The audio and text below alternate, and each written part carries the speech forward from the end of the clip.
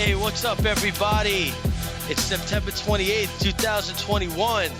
It's the Critical Sports Theory Podcast back at you.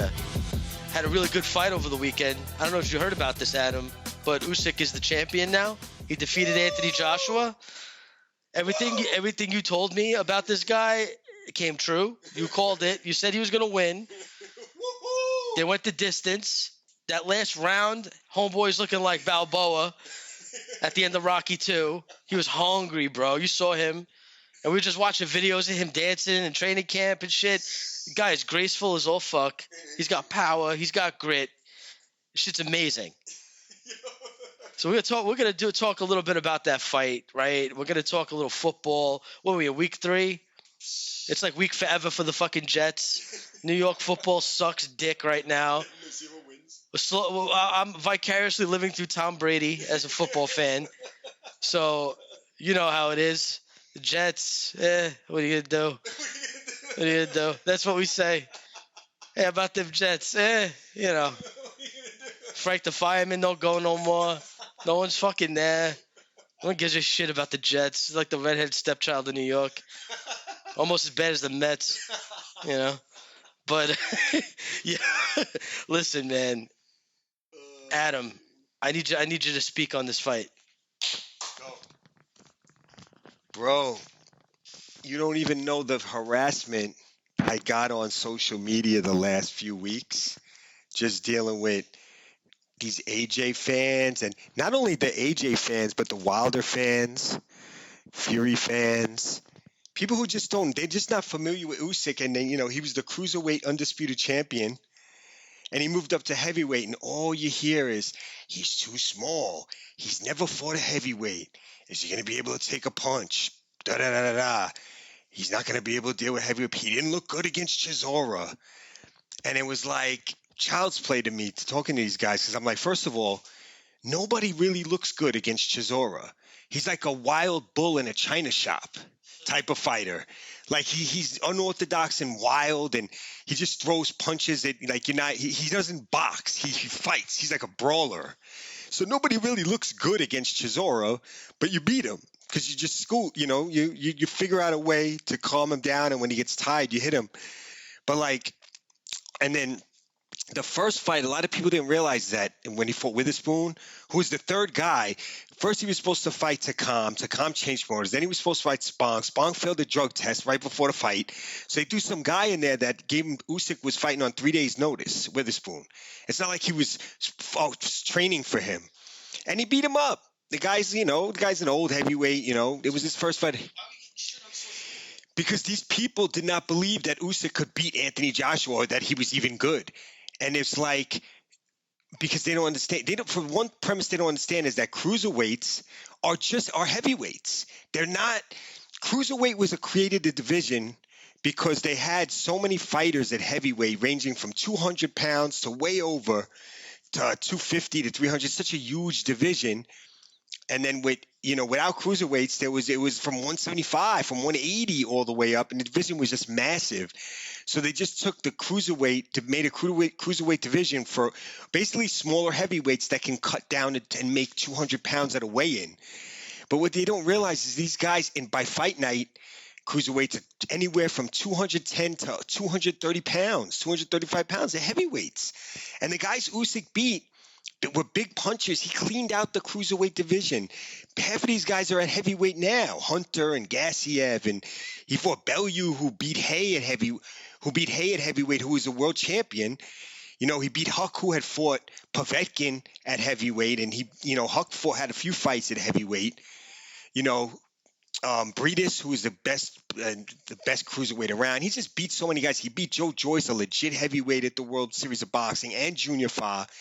And he beat one of the hardest hitters in the sport in the Olympics for the gold medal, Artur Beterbiev, the unified light heavyweight champion, who everybody knows hits like a brick shithouse. So this guy Usyk had fought big punching bigger dudes, and people just didn't want to resonate that, because the boxing public has this idea of Fury, Wilder, and Joshua.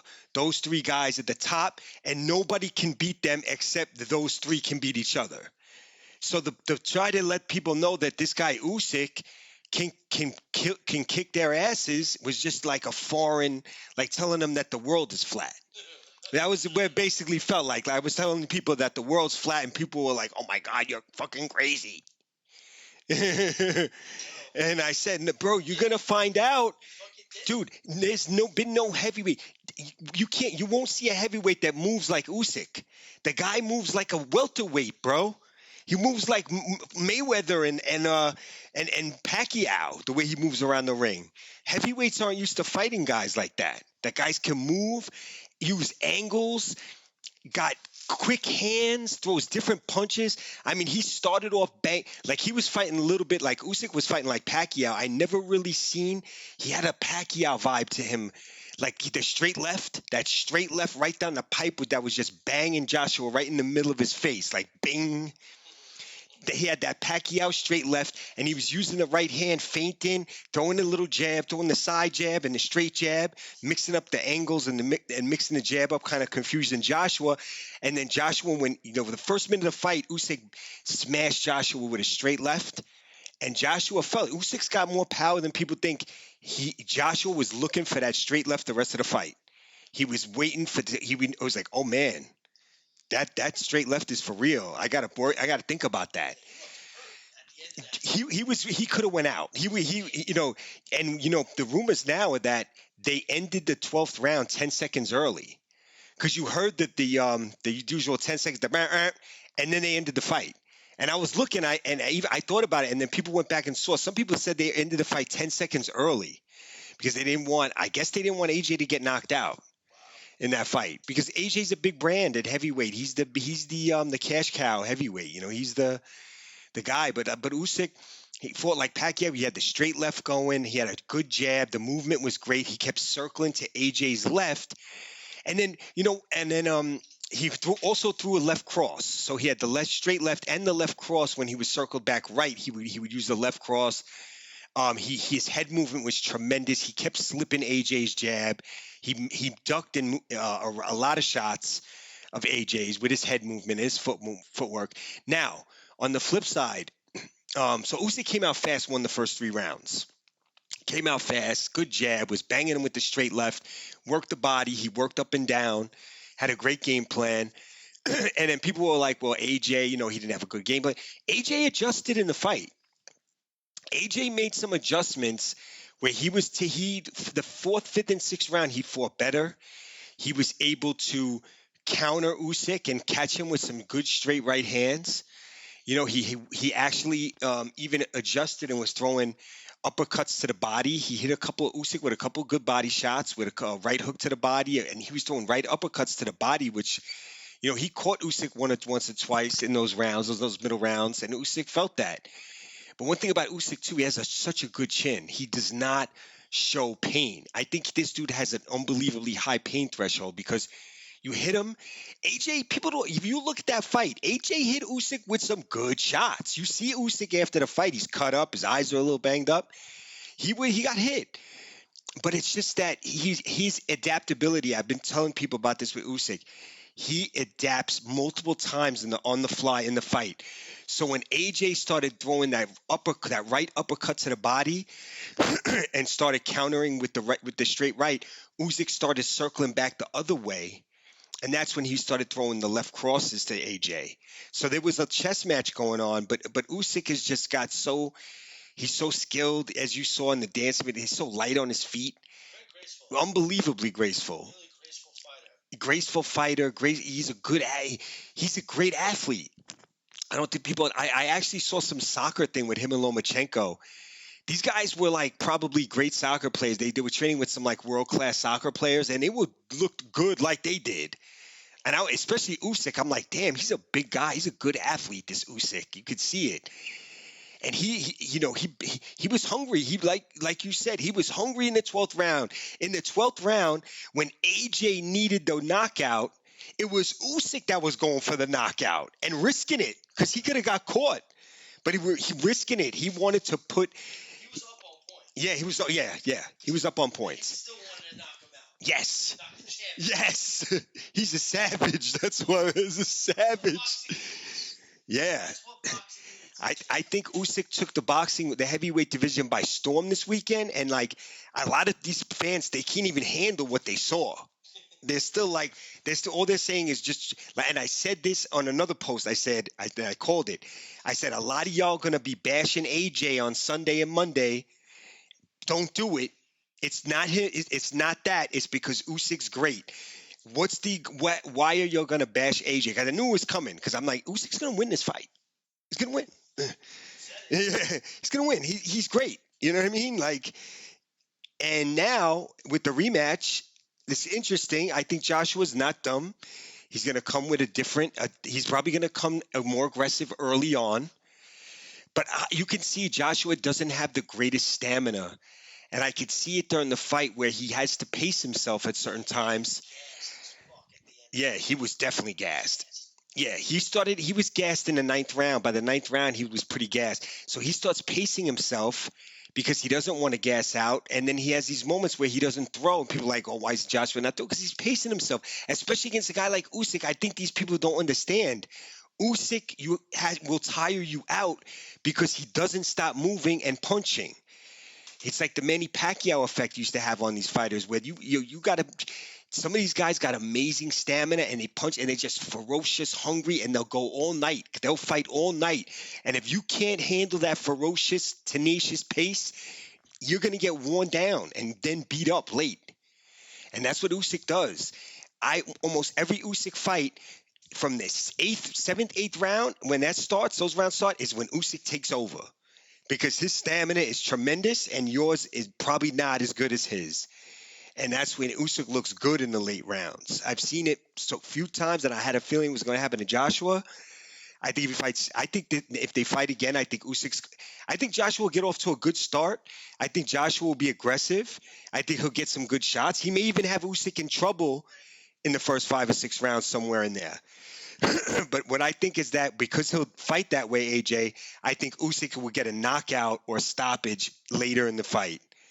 So I'm predicting that the rematch, that Joshua will have some good moments early in the fight. He'll come out aggressive. He'll hit Usyk. Joshua's got some skills, but I think Usyk will hang tough, and then he'll turn the fight around and he'll end up knocking out AJ, knowing that he's been hurt, and that's how Usyk is. You heard him. He's going to really go, and he's going to end up knocking AJ out and making a statement. A lot of people are going to think, oh, AJ's going to win. And he's going to knock him out, and people are going to be even more like, oh, my God, what is going on? He's going to hurt feelings, Usyk. And I also think that, Deontay Wilder, we're going to do a prediction videos, but Deontay Wilder and Tyson Fury are fighting in less than 2 weeks. That's coming up on October 9th. Wilder Fury, yeah. Yes. So that's big. And obviously, thank God it's going to be the last fight between these two. So it's winner. This fight is basically winner take all, and good, because we don't need a fourth one. Whoever wins, that's it.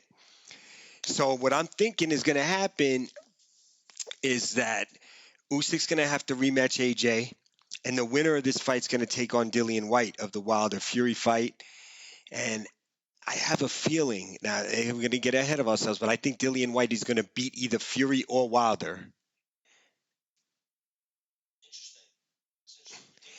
Yeah, Dillian's been waiting too long on this mandatory. He's been getting jerked around too long. He has so much anger and rage built up that I don't think that these guys, and he's a good fighter, Dillian White. He can fight. Look at his resume. He's got to beat Otto Wallin on the October 30th, which is another good fight that I'm looking forward to seeing. But I think the rage, I think he's just going to blast either one of those guys out in that fight. But let's not talk about, but Usyk, back to Usyk, he's the champ. He deserved it. I think he's going to win the rematch. I think he's here to stay for a while. I think people are going to get used to it. That Usyk is now in the, amongst the elite at heavyweight. It doesn't matter what you think, what your feelings are about it. It is what it is. Go back and watch the fight. Understand the subtleties of boxing and how good this guy is, how he adjusts. He can hit you with both hands. He was throwing, dude. There was one punch Usyk started throwing where it was like almost a wraparound uppercut where he like looped or he threw an uppercut with the right hand, and he kind of like when Joshua's arm came out, he kind of looped under it and would just catch Joshua in the chin.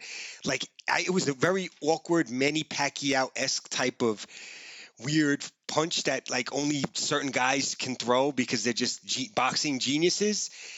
And it affected Joshua. It was like this weird, like he almost like got under him and just kind of flipped him with a little quick uppercut with the right hand, with the offhand. I was like, yo, this dude, Usyk, a couple of times in tight, hit him with a 1-2 side to the face. Then he was like, hit him with like a fadeaway left hook at one point where he was kind of dodging Joshua and hit him with like a fadeaway left hook. I'm like, this dude Usyk, he's accurate, man. He even Roy Jones on the telecast was talking about how like, man, this guy, that's the only punch. The guys can't throw that kind of punch. Like Usyk, he's different. He's a special dude, man. I couldn't wait. This fight was so important for me just to show like, don't say he's just a cruiserweight. He hasn't fought heavyweights yet. It's just weight. It's not skill. And skills pay the bills. The real boxing fans know that, and it was great to see Usyk come through. Maybe hopefully for a little while we can shut that, big guy, you got to be, he's bigger, he's going to win type of nonsense down. Brilliant fight by Usyk, representing the Ukraine. We love Eastern European fighters on this podcast, by the way. And if you don't like that, that's another thing we're not really interested in your crying about it, okay? Eastern Europeans are great fighters. They're tenacious. They're hungry. They're humble. They're warrior spirit fighters. They're legacy fighters. They're not, bullshitting and conniving because they just want to make money. They're not money oriented. They're not, talking a bunch of bullshit so they can hype up a fight and then fight some BS fighter for money instead. Like they want the big fights because they care about legacy. They want the honor. They got warrior spirit. They care about the legacy. It's not about money. Obviously they want to get paid, but they're not. That's not the sole thing they're looking at. They're not worried about, their brand. You're right. They're not worried about their brand. They're not worried about, losing their O. They're not worried about that either. Like a lot of these guys, I'm 30-0. I'm 33 years old, and I really haven't beat nobody that good yet, but I'm on O. I'm not beat it, and I won a bunch of social media fights with people. Like, boxing's gotten stupid like that. These guys that blatantly they duck each other. And it's like, what are we doing here? These guys won't even unify titles. You got guys like that refuse to fight other champions and are just happy, being a WBC champion for 7 years and never unifying and talking about, everybody's ducking me. No, everybody's not ducking you. It's you. Other people are unifying and you're not. So figure it out. It's you. You can fool a lot of these guys in these interviews because you got all these media people that are paid by your brand and your promotional company that give these sap interviews and let you talk about how everybody's ducking you and all this bullshit. But at the end of the day, you never sent a contract out to any of these guys. So you're the one who doesn't really want to fight. You know what I mean? That's what these guys play. They play through the media, and they make boxing so annoying. And it's a blessing to have guys like Usyk and even Anthony Joshua. Anthony Joshua gets down. I like AJ. He's a good dude. Yeah, he's a good kid. He's not scared. He get in the ring. Look at his resume. He's fought top guys at heavyweight. He's fought a whole bunch of top guys. Wilder ducked him. And then Wilder fans are shooting their mouth off. Everybody knows with a brain, Wilder ducked AJ. AJ and Eddie Hearn had the 3-fight, $120 million package at the table.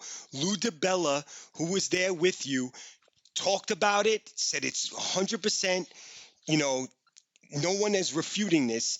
AJ had the three-fight deal, 2 fights with you, and a mandatory, $120 million. It was all there, money you never seen before, and you said no. Wilder said no. So therefore, we can't have this, AJ. And you still got these people talking about AJ was scared. That's why AJ didn't fight Wilder. No, AJ put the contract out for Wilder to sign it. He was ready to do it. AJ's not scared to lose. That's why I respect AJ. He gives the people good fights. He's not scared to lose. His second loss, and he's not scared. I give AJ a ton of respect. I think he's a great fighter. And Usyk beat a great champion. So big shout to him. Big shout to AJ. Big shout to Matchroom. And it's going to be, we'll see what happens with Wilder Fury. Like we spoke about, I told you the Wilder Fury card is actually a really good card. There's a couple of good heavyweight fights on that. We got the Adam Kaunacki, the Polish assassin from Brooklyn. Adam Kaunacki from your favorite spot, Greenpoint. Polska Kielbasa. The Polska Kielbasa shop. Adam Kaunacki against the Nordic Nightmare. My cousin, Robert Hellenius. Straight from Norway. That's a good fight. Hellenius actually upset Kaunacki the first time. It was Kaunacki's first loss. They're going to have a rematch. I think the winner will be maybe the WBA mandatory, I believe, of that fight. Then you got a good fight between two, I would say, prospects, because they are because they're not world level. They haven't fought for titles yet. They're kind of new. They're both undefeated. One is Efe Ajagba from Nigeria and Frank Sanchez from Cuba. Those are two of the top heavyweight prospects. Basically, the people are going to be saying that the winner of this fight is in line for a title shot somewhere. That's what's going to be the buzz about that fight, because they're both actually highly thought of. I kind of like both guys. I really like Ajagba though, the Nigerian cat. I think he's tremendous. I think Daniel Dubois was hyped. AJ was hyped. This guy to me is just as good as those guys. A big, strong heavyweight, muscular, powerful. But I think Ajagba might even be a rougher, tougher dude than those guys. I think Ajagba is the real deal. Sanchez is a really good Cuban. He's a skilled Cuban on the come up. He's got power. He's a skilled guy. He's got the Cuban fighting style. He's a good fighter. This is a really good test for Ajagba. If Ajagba can beat Sanchez, I'll be very impressed. I think that he would be ready to fight anybody in the big time with that win. And then also Jared Anderson's on the card, a good young American heavyweight who's another big power puncher and a guy who knocks people out. I forget who he's fighting, but he's so sorry about that. He's also in the mix. Good card.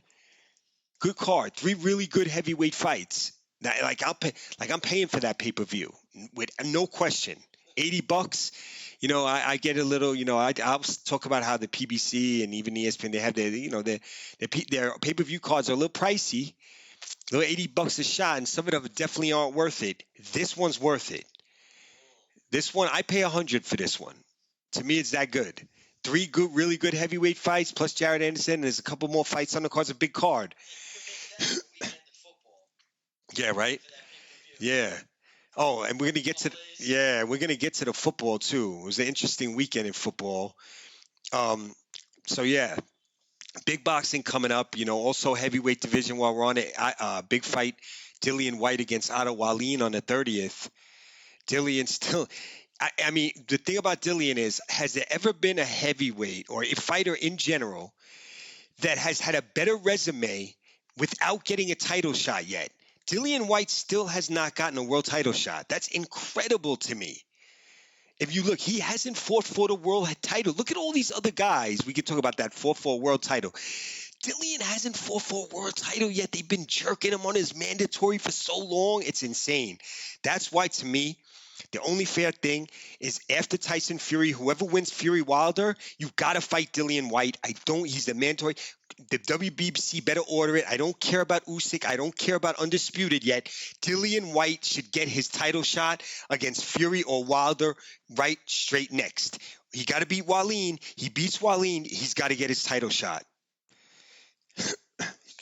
I don't care. And if you think he's going to lose, if you think he's going to win, that doesn't matter. The guy will have earned a title shot. Look at the resume. He would have beaten Otto Wallin, who we know is pretty good now, after the Fury fight and the Fury situation. After he beat up Fury pretty good, even though he lost that fight.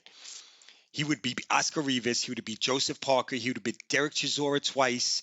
He lost to AJ but fought well. He also beat Robert Helenius. You know, look at that resume. Like you can't. How can you still deny? Oh, he beat Alexander Povetkin after losing to Povetkin in a fight where he knocked Povetkin down twice and then got knocked out. He came back and knocked out Povetkin, so he beat him too. I mean, it's an insane resume of wins for a guy who's never got a title shot. Beat Rivas, beat Povetkin, beat Chisora, beat Helenius, will have beaten Wallin and Joseph Parker. I mean, how many wins do you need to get to at least a title shot? I mean, most guys don't even have half of that resume and get a shot. But anyways, it's big time politics.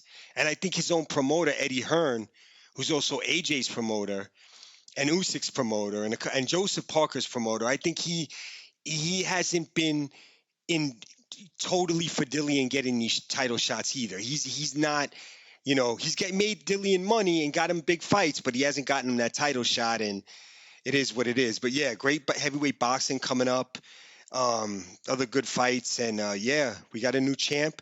Now, I don't know if we'll be able to do another football deal this week, so let's tap into some NFL.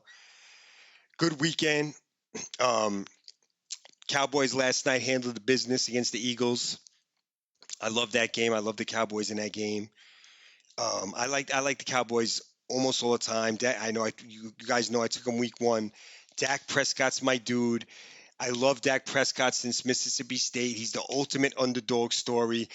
Last night I'm watching the game. The national anthem's playing, and Dak Prescott's got tears coming out of his eyes.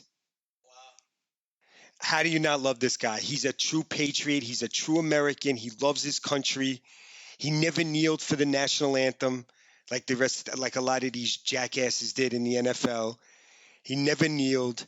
He cried during the anthem. He felt emotion. He felt a love for his nation and the Cowboys. The guy's a leader. I was happy to see him ball out. Cowboys get the win. They're in first place in the division.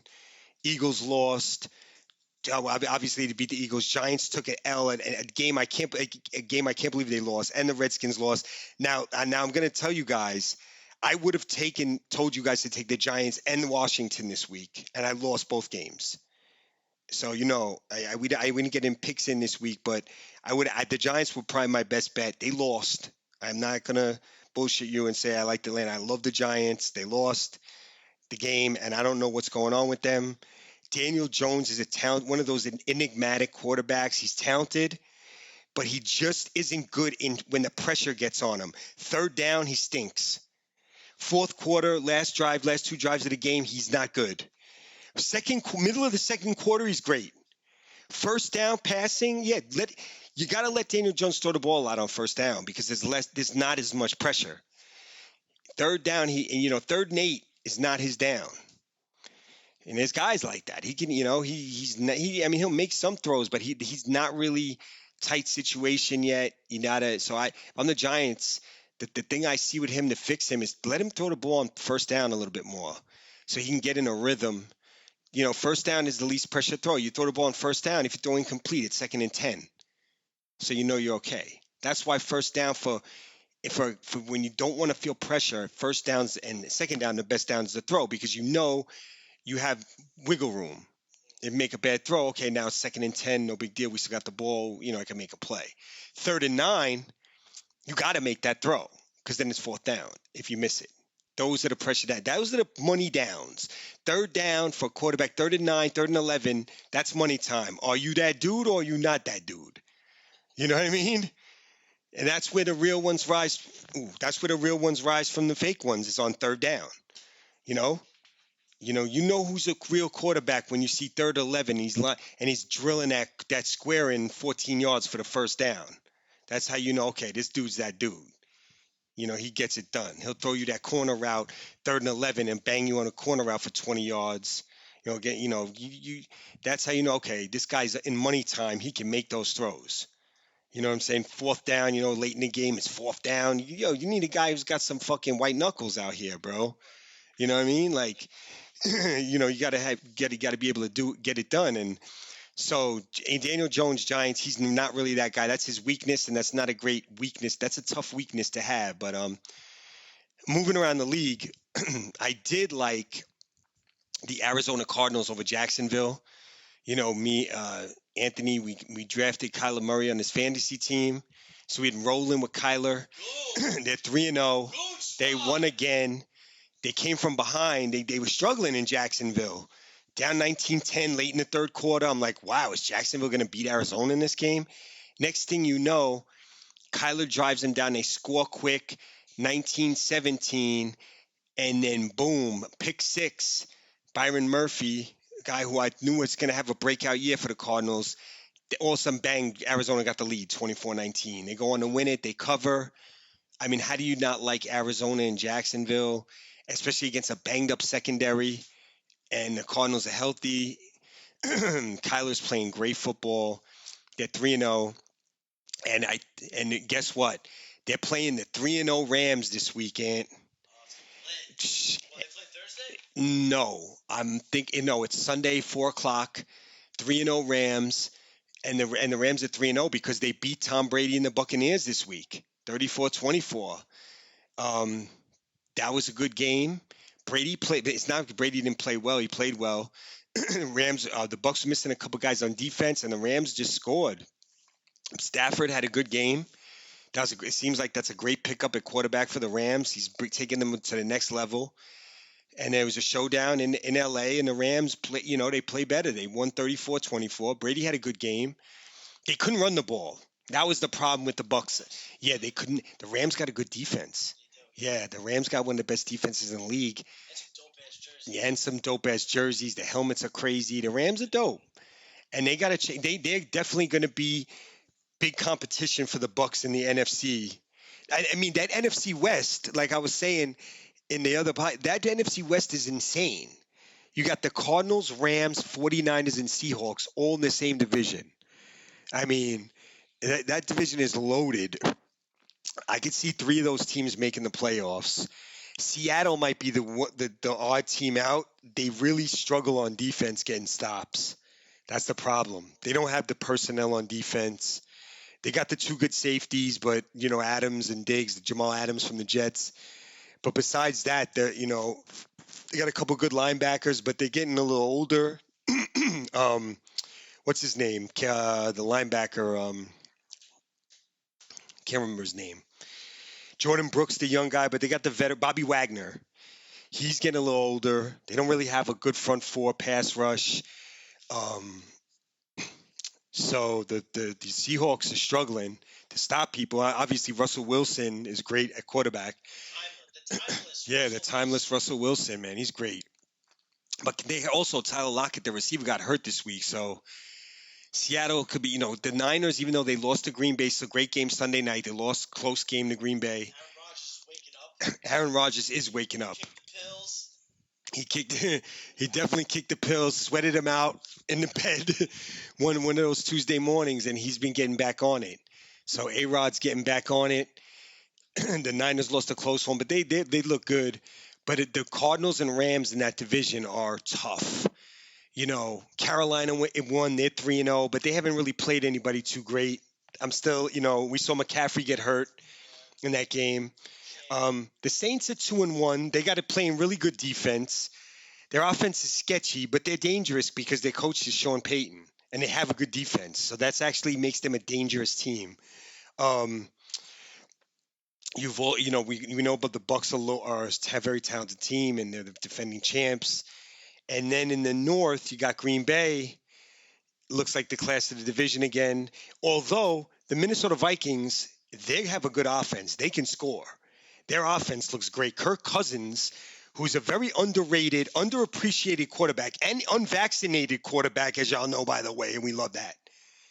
All right. He's also unvaccinated and ain't scared to tell you about it and wasn't scared of the reporters and stood up to the tyrants, the vaccine tyrants. He's having a great season, by the way, showing he's a real man. Let's talk about Kirk Cousins. Yeah, the Vikings are 1-2. They played three tough teams. They lost two games by a field goal, by missed field goals. They lost to the Bengals at the end of overtime. They missed the field. Bengals come down, made their field goal, won the game in Cincinnati. Then they went to Arizona and missed like a 45-yard field goal that would have beat the Cardinals, who are undefeated. And then they come back home and beat up on the Seahawks pretty good without Dalvin Cook. Kirk Cousins, by the way, talk about it. 8 touchdowns, 0 interceptions in 3 games. And he's under, going up against the vaccine protocols where he can't even be around his teammates at certain times in practice because of unvaccinated. Yeah, Anthony, in the NFL, they treat unvaccinated players differently than vaccinated players. There's segregation. That's insane. It's literally insane. Like if you're unvaccinated, you get treated like I don't know, like some kind of Second-class citizen. big time. You can't eat in the cafeteria with them. It's crazy. But you know what I like about the Vikings? Why I like them? They have a few guys unvaccinated. They're like 3 of their best players have talked about they're not vaccinated and they don't plan on dealing. Dalvin Cook, the running back, Kirk Cousins, and Adam Thielen. So yeah, good week NFL football this week. There's a lot of teams still in the mix. Buffalo showed out in the AFC. They had a strong game against Washington, blew them out the map. Kansas City lost to the Chargers. The Chargers are for real. Kansas City's struggling. Like I said, they got a lot of comp in that division. They're in last place in the AFC West. The Raiders are 3-0. The Broncos are 3-0 with Teddy Two Gloves at quarterback. It's hot and heavy. The Titans look like the class of the South. The Colts, Jags, and Texans are a mess. The Titans are going to crip walk to the playoffs. You know what I'm saying? Basically, the AFC's Buffalo looks like they're about to pull away because the Dolphins, Jets, and Patriots are not looking so good right now. And then in the North is where it's tough. And the Bengals are in the mix. They're 2-1 looking strong. Pittsburgh looks like they're beat up and fading. The Ravens won by the skin of their teeth on a 66-yard field goal, which was amazing. A 66-yard field goal made for the win, bounced off the crossbar and over, and they beat the Lions. So the Ravens, and then you got the Browns, who are some tough. They're fuck around. It could be Browns Bengals for the division later in the season. In fact, that's what I'm gonna tell y'all. Unfortunately, because I'm a Steelers fan, it's gonna be Browns Bengals fighting it out for that division. That's what it looks like. They look like the 2 most well-rounded teams right now in the North. So NFL's hot. I did a lot of money lines this week in college. I didn't really bet so much point spreads. I saw it as a money line underdog week. I hit some. And Anthony, when I tell you, I was about 8 points from $3,000, from about $2,500. I had a $1,200 parlay, and because I had 5 money lines parlay, a 5-team parlay, all money lines. I hit Notre Dame, Arkansas, and SMU early. I had for the win West Virginia and Nebraska. Tell me why Nebraska lost by 3 in overtime in a game they were up by 7 with 2 minutes left, and Michigan State ran a punt back to tie the game to the house. Right? And then the West Virginia game, who was a 17-point dog in Norman. I'm taking West Virginia plus 600. The game's tied. 4th quarter. West Virginia's driving the ball. They start, the drive starts stalling. And then on 3rd down, the guy snaps the ball. The quarterback's not looking for a 25-yard loss. They end up having a punt. Oklahoma gets the ball, drives down, kicks a field goal, and wins. And making 3rd and 11, dude, my heart got ripped out. Then I lost a close money line game in overtime with Cal. But overall, I hit some money lines and I did okay. But West Virginia, Nebraska, and Cal, they win. And boy, it's a sick weekend. Boy, it would have been a hookers and booze weekend, bro. It would have been hookers and booze until Monday morning, bro, if I hit those. But it didn't happen. So there we have it. We'll probably be back later in the week. We're going to do a preview, some prediction for college and NFL. Get your pen and paper ready. Get your bookie ready. Get them on the phone. Get on their website. I got some website. If you need a website to bet, get some Bitcoin so you can send it to the website. Because I know in New York it's not legal, so you got to get your Bitcoin ready.